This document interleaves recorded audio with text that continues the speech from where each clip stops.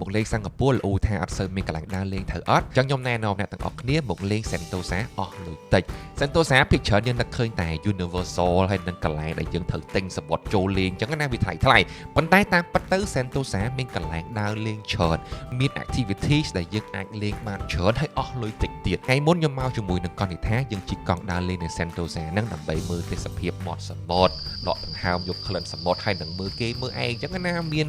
គេវាយបាល់មានគេហាយទឹកមានអីល្អមើលដែរហើយមាន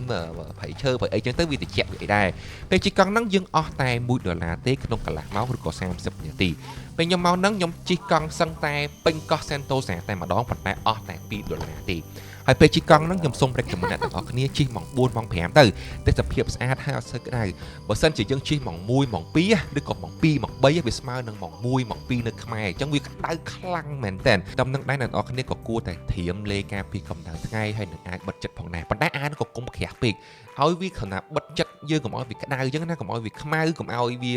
អាចនឹងកើតជំងឺមហាហិកស្បែកអីចឹងណាព្រោះនៅនេះវាក្តៅខ្លាំងពេកមួយទៀតបើអ្នកទាំងអស់គ្នាគិតថាទឹកទៅសិង្ហបុរីថ្លៃអ្នកទាំងអស់គ្នាគ្រាន់តែយកដបទឹកតាមខ្លួនទៅមានកន្លែង refill ហើយនៅ Sentosa កន្លែងហ្នឹងគឺមានកន្លែងគេ refill ទឹកអត់អស់លុយទេចឹងអ្នកគ្នាមើលមក trip ខ្ញុំនៅសិង្ហបុរីជួយកនថាហ្នឹងណាវីដេអូណាកន្លែងណាក៏មានដបទឹកគូលែនដែរធៀមទៅពី10រហូតនិយាយទៅដូចឧបត្ថម្ភដោយទឹកគូលែនអញ្ចឹងណាមួយវិញទៀតអ្នកនរគ្នាក៏អាចជិះឡាននេះបានដែរឡានហ្នឹង free ទេហើយអ្នកនរគ្នាក៏អាចជិះមើល Sentosa បានដែរគ្រាន់តែកន្លែងខ្លះ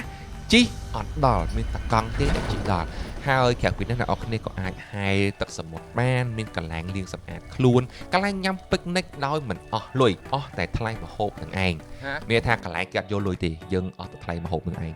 ក្រៅពីនេះខ្ញុំឃើញថានៅ Sentosa ហ្នឹងក៏មាន resort ដែរក៏មានផ្ទះ resort ដែរតែខ្ញុំជឿថាតម្លៃក៏មិនធម្មតាដែរសម្រាប់កង់វិញនៅពេលដែលអ្នកទាំងអស់គ្នាជិះហើយអ្នកទាំងអស់គ្នាត្រូវហូបកន្លែង parking ឲ្យបានត្រឹមត្រូវมันអាចចតពីវៀងពីការទេបើមិនតែយើងចត